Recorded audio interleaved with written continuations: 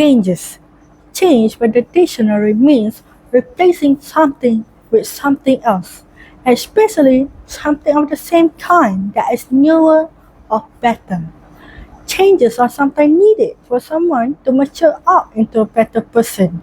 There are 5 stages of change, which are pre-contemplation, contemplation, preparation, action, and maintenance. Assalamualaikum and greetings everyone. I am MAISARA BINTI ABDUL RAZAK, a Form 4 student in SMK Seri Samudera with the school code of AEA 1114. I am the class monitor and a member of the student council. Recently, I have participated in the International Royal Balloon Music Festival and won the 4th runner-up. I have competed in the throwing discus, shot put, and javelin throw on the 3-street level. Today, I would like to talk about a book of my choice titled Katie Goes to KL, which is themed around cultural reconnection and of course, changes. The author of this book is Su Mei Tan, and the publisher is Penguin Books of Penguin Random House, C. This book is released on the 5th December of 2023 and it has 244 pages including the covers.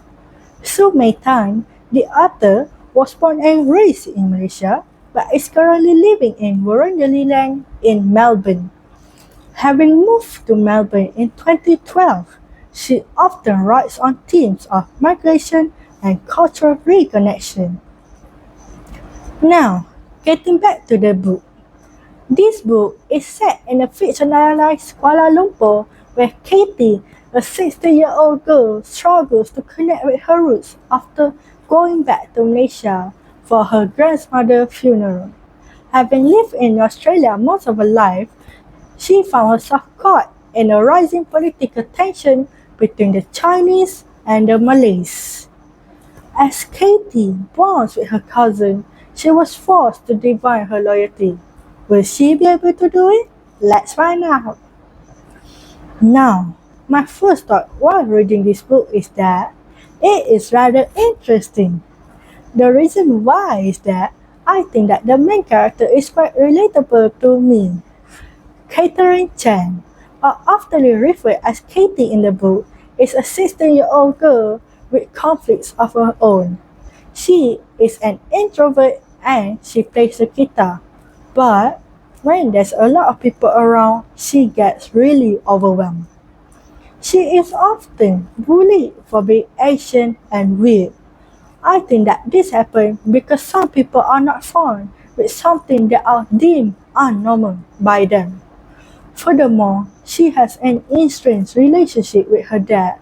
Having lost her mother when she was 7, he is the only one she has left, but they do not talk to each other very often. Her dad is the typical Asian dad who doesn't know how to say sorry.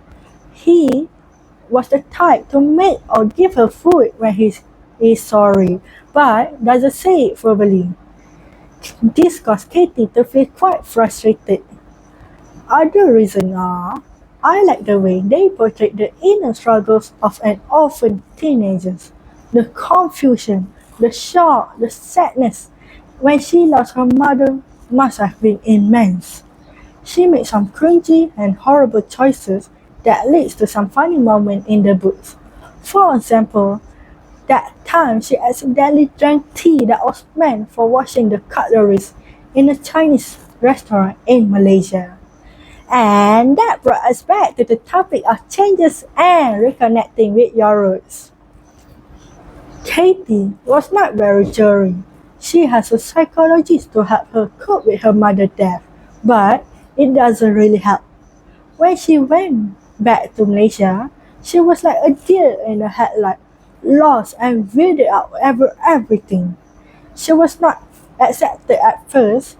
People would stare at her because she acted inappropriately.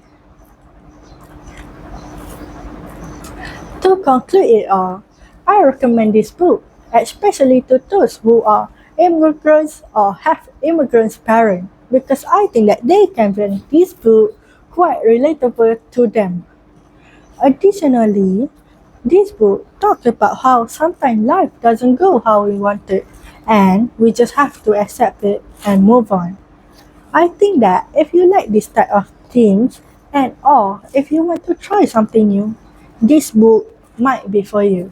Su Mei Tan has a lot of good reviews across all platforms, so that is the testimony for you.